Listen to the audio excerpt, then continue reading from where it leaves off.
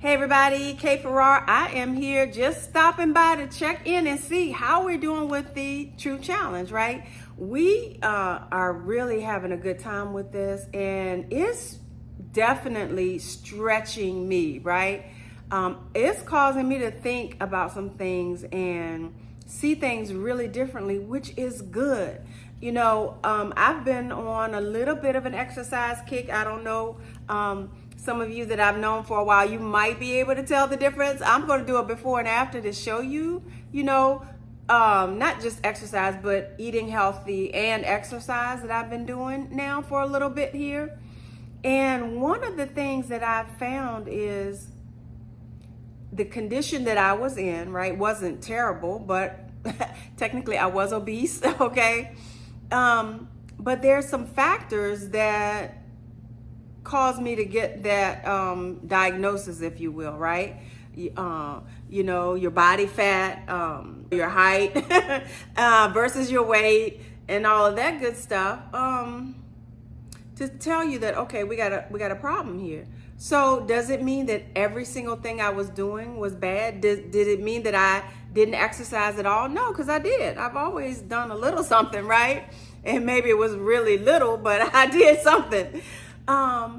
So sometimes when we need to go further, we think, okay, well, I'm already doing this. Maybe I'll just do a little bit more of what I was doing. Well, sometimes, and I can promise you in this journey that I've been on with the weight thing, sometimes doing more of what you did will only get you a little bit further down the road, if that.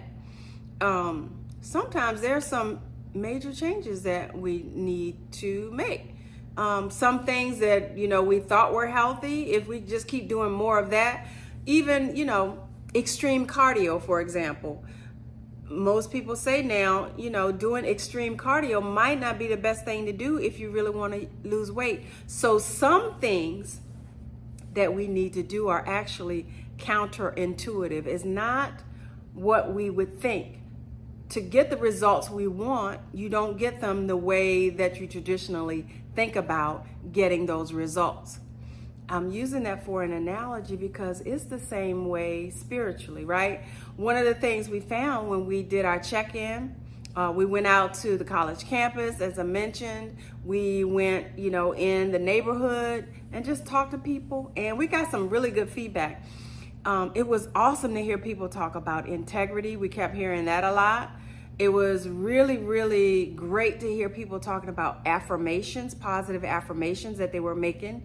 And it seems like a lot of people understand that and are doing more of that. But one of the things I just want to call out, I mentioned it in our last live just briefly. There is really something to it though, is that Proverbs 18:21, if I were to take a poll right now, how many of you would agree that Proverbs 18:21 says the power of life and death is in the tongue? Just about everybody would say yes, that's what it says. But if you look at it, that's actually not what it says. What it says is the power of death and life is in the tongue. And I want to emphasize that not just because it's a word choice there, but we see that throughout the scripture.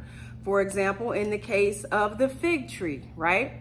We'll put the scripture up, but in the case of the fig tree, when Jesus spoke to the fig tree, did he say, okay, I am, King of Kings and Lord of Lords, right? Everything in the earth really is under my domain, so it's time for me to eat something. This fig tree is out of order. So what did Jesus do? Did he speak and say figs be on the tree? No. The fig tree was out of order and he actually cursed it. And when they came back, the fig tree was dried up from the root. Come on now, let's think about this. So was that a positive affirmation?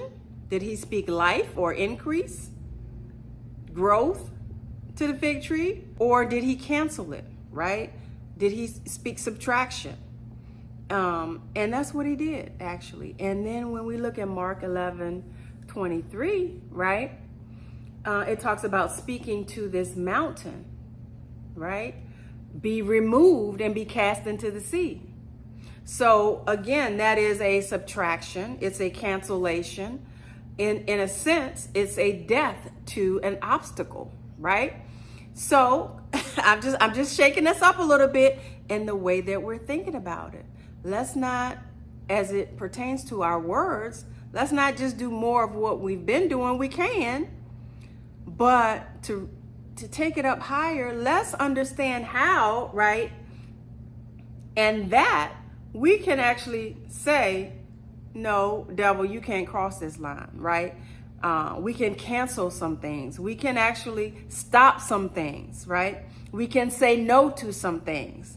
Not just yes to the positive, but we can say no to the negative. Satan, you cannot have my seed. Satan, you will not, right? Take over my finances. You will not. My house is on a foreclosure list. You will not have this home. And be able to cancel some things with our words and have enough faith, remember, in our words, that when we say it, we can do like Jesus did to the fig tree. Say what you had to say and keep on doing what you're doing, because you know when you come back, it's going to be what? Dried up from the root, right? Deal with the root cause of some things, not just what we see on the surface. So that's just a little tidbit, right? See, you can now see there's a little bit more to it. I know, and I apologize. In our live, I just threw out something really quickly, and sometimes it takes a little bit more time to say, oh, now I see what you're saying, right? So you can see how this is just so good, you guys. It's so cool. And our launch team, all I can tell you is they are eating this up. And listen, if you don't have a crew, I got one I can recommend to you. You might want to hook up with us. We meet every week on Thursdays, and we get some things done. But honestly, it's impartation to these young adults, and they are eating it up, and they are growing by leaps and bounds. And if you want to get in on it, if you're a young adult, you want to join us, you know, if you're an adult and you want to be part of this movement that has started, we welcome you as well, because we need some senior leaders. We need some wisdom, as well as we need some strength and some youth. We need it all, right? So I just look forward to our continued conversation on this. Stay with this truth challenge, because there is something to it. I promise you. All right. I look forward to talking with you again soon, and I'll see you next time.